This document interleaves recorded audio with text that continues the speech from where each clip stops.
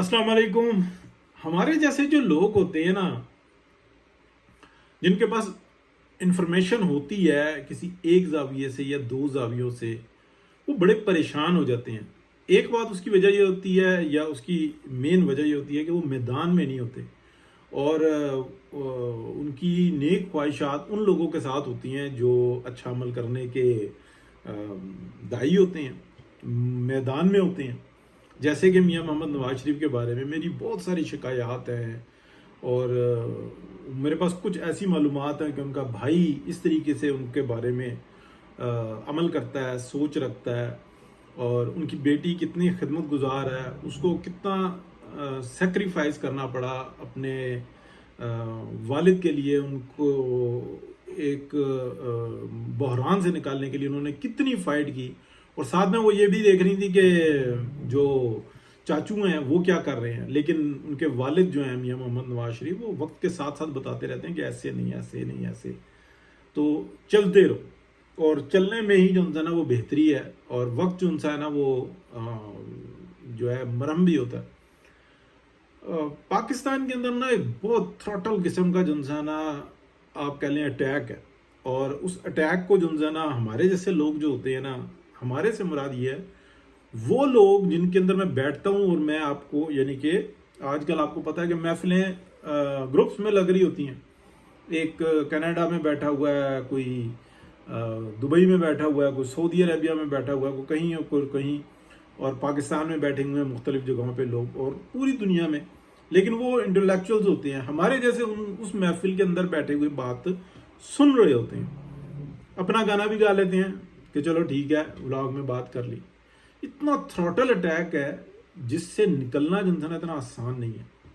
होता क्या है, बात को गौर से सुनिएगा कि 8 फरवरी 2024 को जो इलेक्शन होता है पीएमएलएन के हाथों से छीन लिया जाता है, और करने वाला कौन होता है? वो एस्टेब्लिशमेंट का पार्ट होता है।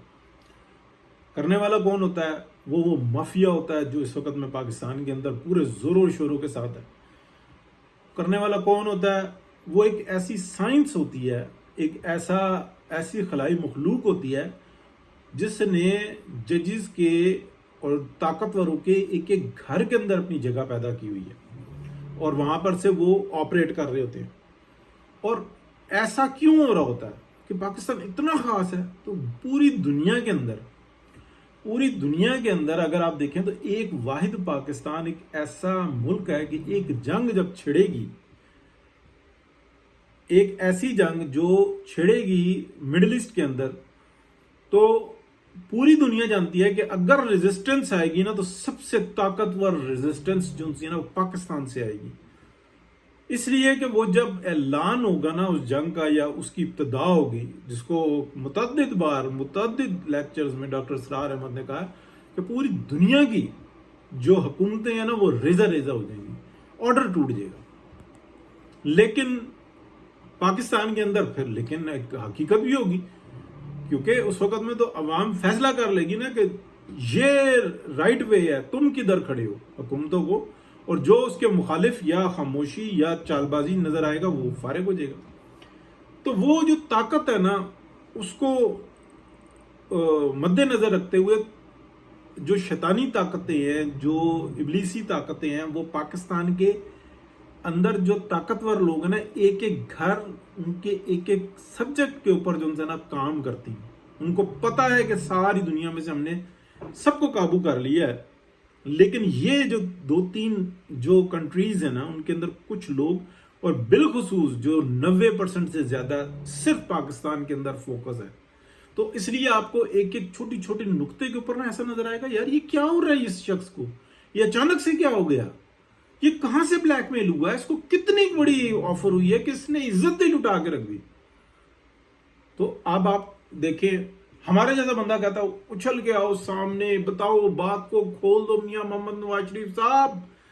बताएं आपको किसने राब्ता किया था, किस किस तरीके से रोए थे आपके सामने, किसने पैर पकड़े थे और कहा था कि आओ पाकिस्तान बचाओ पाकिस्तान। और आज वो खड़े हुए मुंह देख रहे हैं और आप उनको देख रहे हैं। आप तो नहीं देख रहे, लेकिन वो खड़े हुए मुंह देख रहे हैं कि ये हमारे साथ क्या हो गया, हम भी ट्रैप हो गए।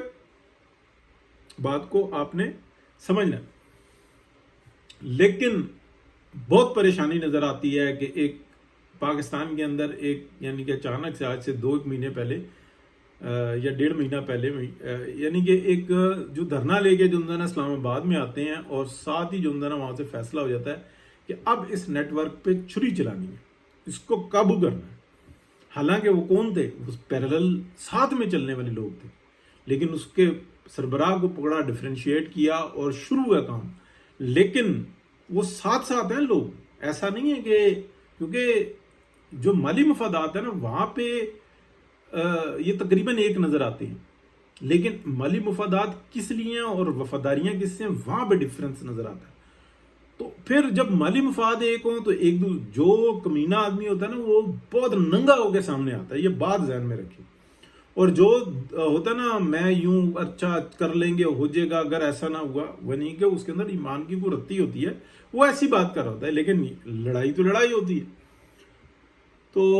اس بات کو آپ سمجھیں کہ بڑا ہی تھروٹل قسم کا اٹیک ہے، لیکن اس اٹیک کے اندر جو صبر کا پیمانہ تھا نا جب وہ لبریز ہوا نا، تو آپ دیکھیں کس کے صبر کا پیمانہ، اس بات کو آپ نے خود سمجھنا ہے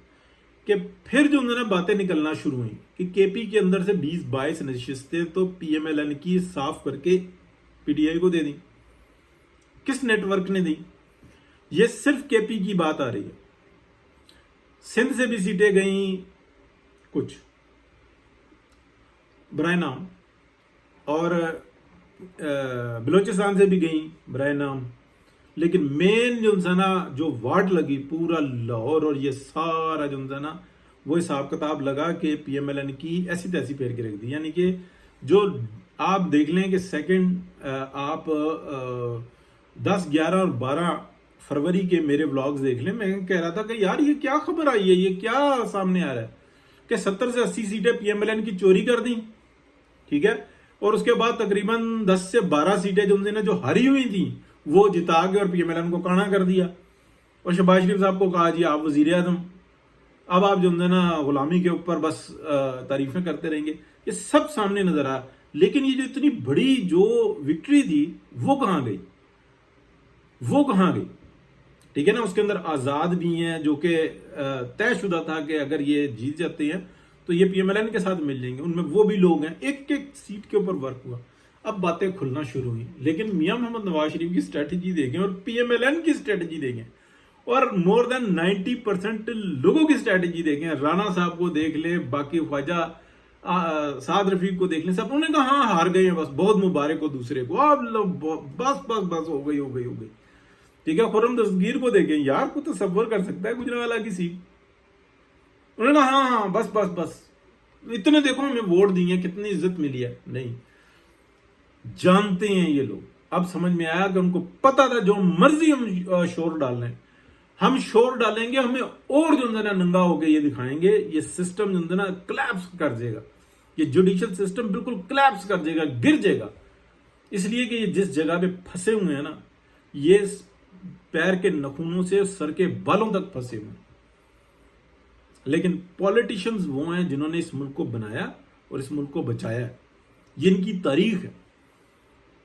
اور جب ماشاءاللہ یا کوئی وارداتیں ڈلی ہیں نا تو یہی جوڈیشل سسٹم ہے، یعنی کہ سپریم کورٹ، ہائی کورٹ، یہ گھٹنوں پہ بیٹھتے ہیں، یہ سجدے کرتے ہیں شیطان ابلیس کو، اور یہ حلف اٹھاتے ہیں پی سی او پہ، یہ ان کی تاریخ ہے۔ تو سمجھیں اس کہانی کو، دعا کریں اور کوشش کریں اور اپنی انفارمیشن کو شیئر کریں۔ اللہ پاک ہم سب کی حفاظت فرمائے، انشاءاللہ فتح ہوگی اور بہترین قسم کی فتح ہوگی۔ بہت شکریہ، اللہ حافظ۔